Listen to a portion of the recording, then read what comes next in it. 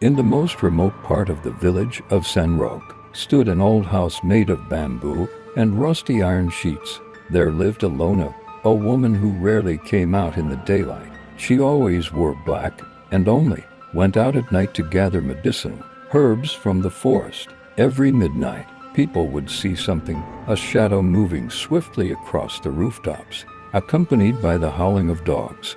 Sometimes chickens would go missing. Other times, goats were found with their stomachs hollowed out. Manusco once said, "I saw her last night. She was flying, with long claws and red eyes." The next day, the men of the village arrived carrying machetes, crosses, and garlic. They gathered outside Alona's house. The air was cold, heavy with an eerie presence. When they opened the door, they were met with a sight they would never forget. In the middle of the darkness, Alona knelt on the floor, her hands covered in blood. In front of her lay Manusco, his eyes wide open, lips blackened, and bite marks on his neck. "No, I'm not an Aswang," she whispered weakly, her voice trembling.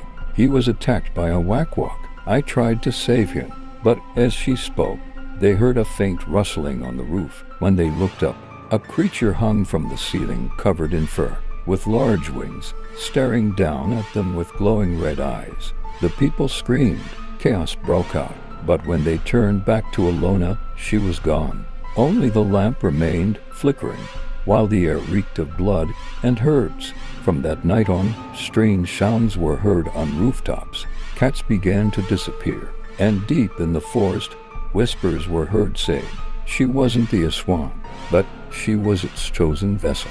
And so, whenever a lamp fell in the night, the people of San Roque knew Alona had claimed another soul.